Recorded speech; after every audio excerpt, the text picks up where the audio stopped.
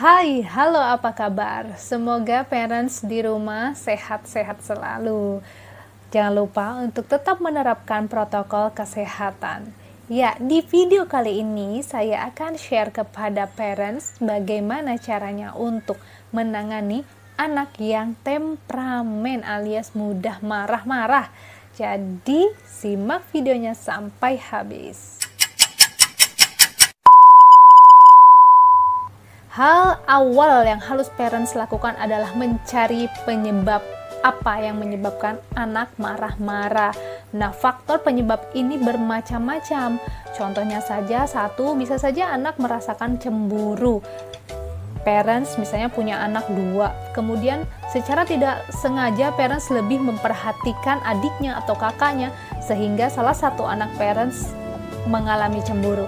Yang kedua, bisa saja anak parents dipaksa melakukan sesuatu yang mereka tidak mau, namun parents tidak sadar.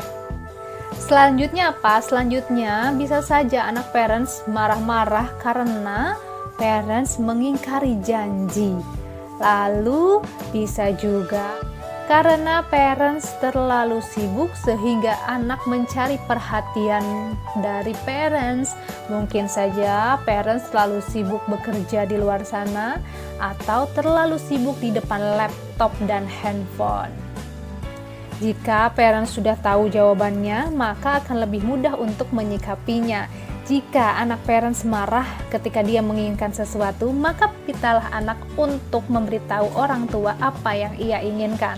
Contohnya, ketika anak marah lalu membanting mainannya, maka segera respon anak dengan mengatakan, "Sayang, kalau kamu banting mainannya, nanti mainan kamu rusak. Ada yang bisa papa atau mama bantu?" Katakan kepada orang dewasa di rumah yang membantu mengawasi anak, baik itu kakek dan nenek, atau pengasuh maupun om dan tantenya, untuk merespon positif dan cepat ketika anak marah. Karena orang dewasa yang ada di rumah selain orang tua, itu juga akan menjadi tempat anak untuk mengadu setiap permasalahannya.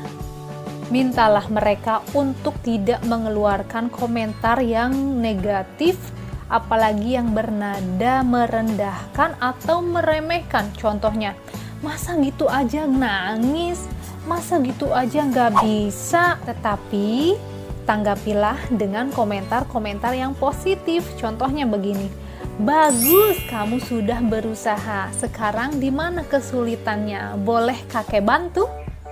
Ketika anak mencoba untuk menjawabnya, maka berikanlah kesempatan kepada mereka untuk bercerita sampai selesai. Jangan dipotong, jangan disalahkan, apalagi sampai menyudutkan. Karena anak masih perlu belajar dan dibimbing, jadi wajar saja jika mereka melakukan kesalahan atau kesulitan dalam melakukan sesuatu. Berikutnya adalah jangan menunda untuk merespon, karena bagi anak menunggu 1 menit saja ibarat menunggu 1 jam. Iya, bener banget. Parents, ingat ya, setiap anak memiliki karakter yang berbeda-beda. Ada anak yang bisa dengan mudah mengekspresikan kemarahannya secara gamblang, namun juga ada anak yang tidak bisa mengungkapkan kemarahannya.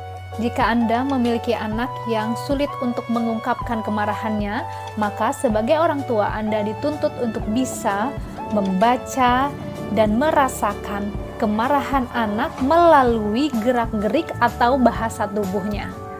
Ayah dan ibu dituntut untuk peka dan mencari tahu apa penyebab anak marah secara perlahan. Berikutnya adalah jangan memaksa anak untuk bercerita apabila mereka belum mau untuk mengungkapkannya. Tunggulah sampai anak tenang dan mau bicara. Bagaimana kalau dia menangis? Biarkan dia menangis dulu sampai selesai, biarkan dia untuk melepaskan emosinya dulu. Tunggulah sampai ia nyaman untuk bercerita. Bagaimana jika anak belum dapat berbicara dan ia kesulitan untuk mengungkapkan apa yang ia maksudkan? Maka caranya adalah dengan meminta mereka untuk membimbing ayah dan ibu untuk menunjukkan apa yang mereka inginkan. Mintalah anak untuk mencontohkan atau membimbing tangan ayah dan ibu melalui gerakan tubuhnya. Yang terakhir adalah sabar. Kenapa? Karena anak-anak sedang belajar untuk mengembangkan sistem emosinya. Jadi kalau parents ikut-ikutan marah, maka anak juga akan belajar memelihara amarah, bukan mengendalikan amarah. Sekian informasi yang bisa saya sampaikan, semoga bermanfaat. Saya dapatkan ilmu-ilmu parenting tadi dari membaca buku-buku parenting dan artikel-artikel parenting. Semoga parents yang membutuhkan jawaban bisa segera dipraktekkan dan mudah-mudahan berhasil ya jika parents konsisten. Oke parents, see you on next video. Jangan lupa untuk tetap menjaga protokol kesehatan. Wassalamualaikum warahmatullahi wabarakatuh.